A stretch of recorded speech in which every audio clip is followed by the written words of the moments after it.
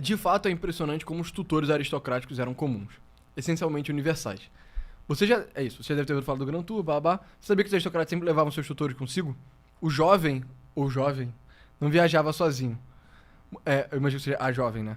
Muitas vezes era o tutor que já havia dedicado tempo à educação do menino e se apegava ao jovem em suas viagens.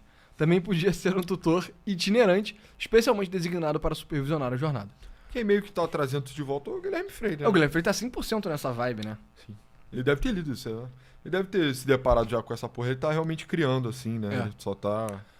Talvez o exemplo mais claro da história de um gênio construído por tutoria venha do caso de John Stuart Mill. Filósofo, economista, político, feminista, pioneiro e homem renascentista em geral. Seu pai, já um intelectual famoso, criou John explicitamente para ser um gênio, capaz de levar adiante a causa do utilitarismo filosófico, mantendo propositalmente o jovem John longe de crianças da sua idade. O resultado foi filosofia de um cara que não viveu porra nenhuma, mas tudo bem, né? Eu não sou grande fã, não, mas... Eu não sei se ele vai mencionar aí, mas o John Stuart Mill é o terceiro numa geração de filósofos escoceses, né? E meio que tem uma sucessão. Eu esqueci a sequência. Começando com o grego aos 3 anos e latim aos 8, Mill já havia absorvido a maior parte do cânone clássico aos 12 anos, juntamente com a álgebra, Euclides e os principais historiadores escoceses e ingleses. Cara, com todo respeito, um pouco cedo, né? Vamos ser sinceros. Mas isso é engraçado, né, cara? Talvez isso explique um pouco a filosofia do John Stuart Mill, sabe? Que é tipo, tu é um cabaço que nunca saiu de casa, nunca fez porra nenhuma. E aí só ficou bucetando teorias que são bonitas teoricamente, mas que elas são totalmente inaplicáveis, assim, né? Cara, se não me engano, cara, o pai do John Stuart Mill era dono de uma livraria, ou ele era um cara que fazia livros. E aí a sucessão é tipo Locke, Bentham e o John Stuart Mill, tá ligado? Mas eles não eram relacionados Não, intelectualmente só, entendeu? Então a parada tem uma réplica do Sócrates... Mas o Jeremy Bentham é um dos maiores filhos da puta da história da filosofia, na minha opinião. Porra nenhuma. É o cara do utilitarismo, cara. Boa, Sabe? Eu tô um pouco enferrujado nessa história, mas, cara, eles meio que conseguiram replicar, assim, aquele triângulo grego lá, né, dos 3 primeiros, de certa forma. Então, mais um argumento aí, talvez. No início da adolescência, estudou economia, política, lógica e cálculo, aproveitando o tempo livre para digerir tratados sobre ciência experimental como forma de entretenimento. Aos 15 anos, ao retornar de uma viagem de 1 ano à França, país que viria a chamar de lar, começou a trabalhar nos principais tratados de filosofia, psicologia e governo. Tudo isso sob a rigorosa supervisão diária de seu pai. Uma porra dessa. O pai dele é um maníaco por livros, uma porra dessa. Mas, cara, alguém trocaria aí terceirão, ensino médio, toda a experiência universitária por isso, cara? Não, talvez não trocasse, né? Tipo, eu prefiro você viver do que você ser um cabaço igual o John Stuart Mill, cara. Porque essa vida aí dura pra caralho. Tipo assim, maneiro, né? Mas, cara, deveria ser uma disciplina meio chinesa, assim, né? Meio violenta e tal. Isso explica a filosofia do John Stuart Mill ser uma merda, pô. Explica ele. Posso bater o martelo e falar que é uma merda? Você me permite? Cara, é hilário, né? Porque, sei lá, uns 2 anos atrás, a gente tava lendo... É porque o livro dele, ele, tipo, logicamente, ele é consistente, ele faz bons argumentos. Só que faltou ele viver, cara. Faltou viver. O cara tá falando aqui que o Peninha foi tutelado pelo pai dele, o gênio Eduardo Bueno. É sério isso? Alguém sabe? Caralho. Quem é? O pai dele é um gênio? Deve ser um gênio, cara. Tudo... Pô, mas isso é uma babação de ovo do caralho. Cara, talvez o cara seja bom, mano. Mas enfim, tava pensando no sentido de que a gente fez lá, tem um episódio perdido da gente resenhando On Liberty do John Stuart Mill. E é engraçado como a gente era mais liberal na época, né? Mas aquele livro é bem sólido. Sólido, total. É bem sólido. Hoje em dia eu tenho uma opinião mais extravagante que a dele, mas aquele livro é sólido. Eu não acredito nem em censura. Tipo, eu não acho nem que não tem que censurar e nem acho que dá pra censurar também, ao mesmo tempo. Sim. Então... Mas essa última parte é um padrão comum. A linha entre pais e tutores é frequentemente tênue. E é precisamente dessa forma que o estilo aristocrático de tutoria às vezes se infiltrava na vida dos não aristocratas. O pai de Karl Marx, que era rico o suficiente para possuir vinhedos, ensinou em particular até os 12 anos, tendo sua escolaridade oficial iniciada somente depois. Ou considere o caso posterior de Hannah Arendt, uma titã da filosofia do século XX, criada na classe média alta e judaica na Alemanha durante a ascensão de Hitler. Ela não era aristocrata, mas recebeu tutoria independente de rabinos e professores em vários momentos de sua jovem vida, e talvez muito mais relevante, sua própria mãe atuou no papel de uma tutora aristocrática clássica. Cara, talvez a relação entre o rabino e os O Rebbe. aspirantes lá a rabino também seja meio de uma tutoria, né?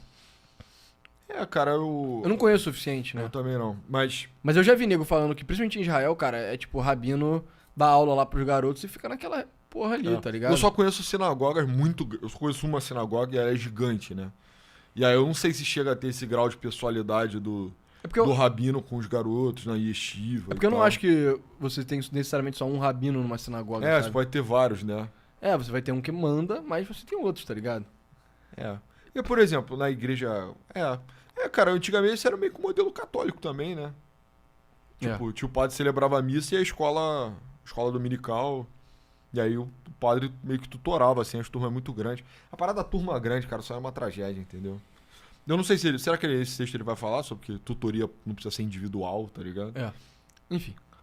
A mãe de Hannah Arendt, que considerava progressista, procurou criar sua filha segundo as rígidas linhas goetheanas, o que, entre outras coisas, envolvia a leitura de todas as obras do Goethe. Goethe, na época, era considerado o mentor essencial da Bildung, educação, a formação consciente da mente, corpo e espírito.